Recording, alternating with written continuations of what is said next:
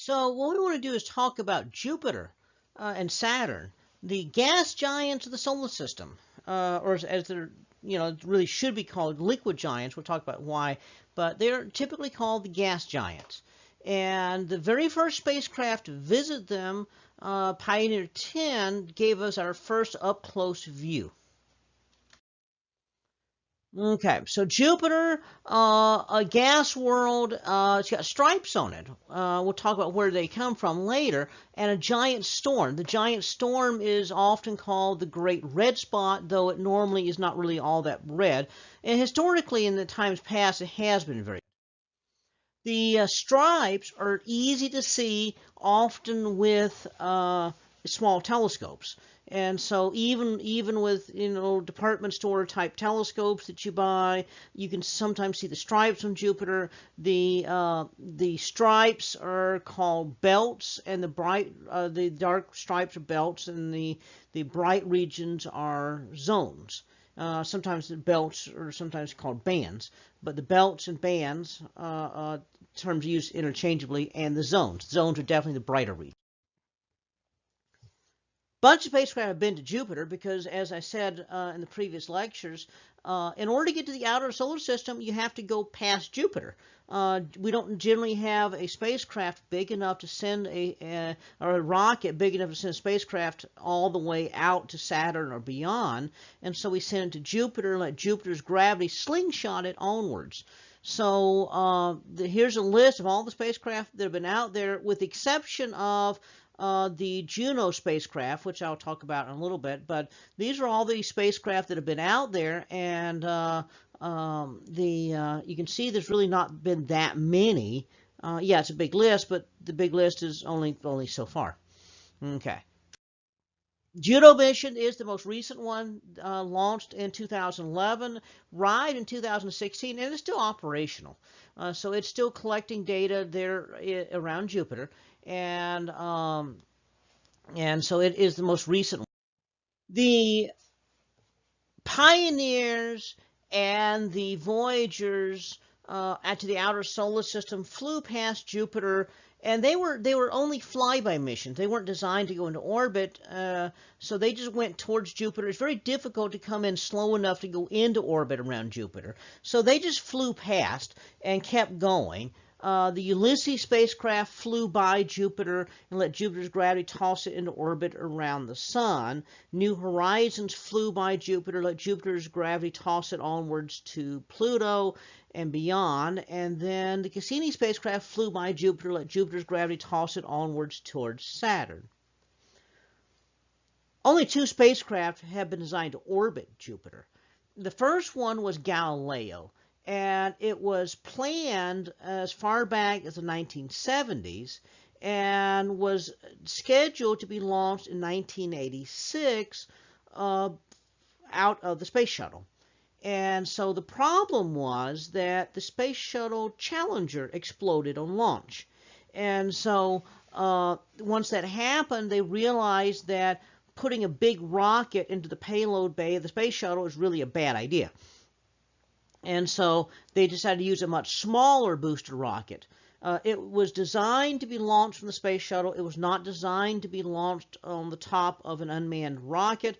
And so they ended up still launching it from the Space Shuttle, but with a smaller rocket. Problem is that it was in storage for several years while it was getting ready to launch. And with a small rocket, it could not actually go directly to Jupiter. So instead, they launched it to Venus. Let Venus's gravity toss it onwards. So there it is, the small rocket there, just enough oomph to send it towards Jupiter, or towards Venus rather. Let Venus's gravity then toss it back towards Earth. Let Earth's gravity toss it to the outer part of the solar system, but still not all the way to Jupiter. So in a big orbit out to the asteroid belt, fell back in towards Earth. Let Earth's gravity toss it even further out, and that finally got it all the way to Jupiter. A much longer mission than planned. So there's an orbital profile right there. So the original plan, launch it in 86 and get to Jupiter pretty quick. Now launch in 89 and get to Jupiter 6 years later in 1995. Problem is, as it was designed, the big antenna to send signals back towards Earth would not fit in the shuttle properly. And so it folds up like a folding umbrella. Now, the problem is that when they stored it for several years and then lost it, and then sort of hit the button to unfold the umbrella, well, that didn't work very smoothly, because what happened was it ended up unfolding into a sort of mess right there instead of in the right shape to send signals back to Earth. So they tried several things here. They tried opening and closing it, and it still didn't work right. They tried spinning it, see if centrifugal force would bring it loose, and that didn't work. They tried pointing it at the sun and then away from the sun to see if hot and cold cycles fixed it. That didn't work. They tried all kind of things. They finally gave up, and they had to use the backup antenna as the primary way of sending signals back to Earth. Now, this was not the ideal situation. It worked, but the problem is that the backup antenna did not have a very big baud rate, and so they could not send back as much data. So what gave? What did you have to give up? And mostly it was pictures. It did not send back nearly as many pictures as previous spacecraft.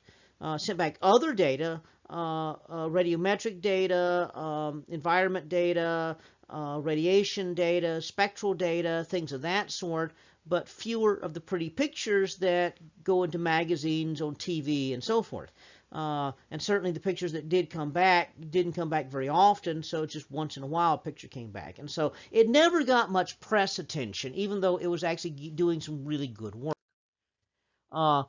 Like everything else that had gone out there, other than Juno, the most recent one, had RTGs to power it, a magnetometer set on this big boom to hold it away from the rest of the spacecraft. That boom out here keeps the spacecraft's magnetic fields from electronics impacting it or influencing it in any way. And the other thing is, it had a detachable part here that was going to drop off into the atmosphere of Jupiter. In fact, it detached on the way to Jupiter, and the spacecraft went into orbit where that probe actually plunged into Jupiter, and it sank into the atmosphere, sending data back to the spacecraft, which was going to relay it back to Earth, and so that was the kind of the idea here.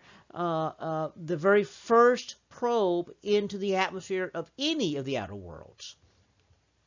Voyagers just flew by, Pioneers just flew by, so this was the very first actual contact with another world in the outer solar system. So there's kind of a artistic drawing there showing that atmospheric probe dropping into the atmosphere.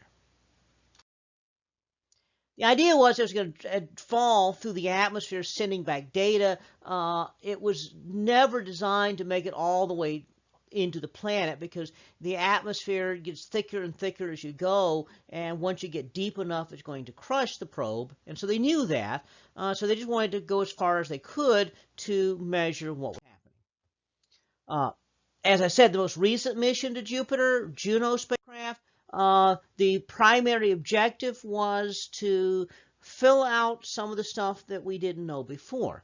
As it orbits, to use gravity as it's orbiting to help us figure out what the interior of Jupiter is really like, and to figure out whether or not Jupiter actually has a solid core and how big it is. It's the very first probe to the outer solar system to use solar power. Solar power would not work even with modern technology, which is way better than it was earlier, beyond Jupiter. So Saturn's still not going to get solar power. Galileo used RTGs, the Voyagers, the Pioneers used RTGs, and the Cassini spacecraft used RTGs. Solar power just is not that very powerful out here. And as I said, 25 times less than around Earth. So that means that you only get 4% of the solar energy that you normally would with that size solar panel. So the Juno mission is kind of groundbreaking in several ways. Other mission objectives here: study Jupiter's atmosphere, figure out the weather and composition, and like I said, probe the interior with gravity mapping, and try to understand Jupiter's magnetic field origin, and compare Jupiter with the various theories we have for how planets form. You remember when we talked about planet formation, we decided that Jupiter probably formed in a different way than did Mercury, Venus, Earth, Uranus, or Neptune.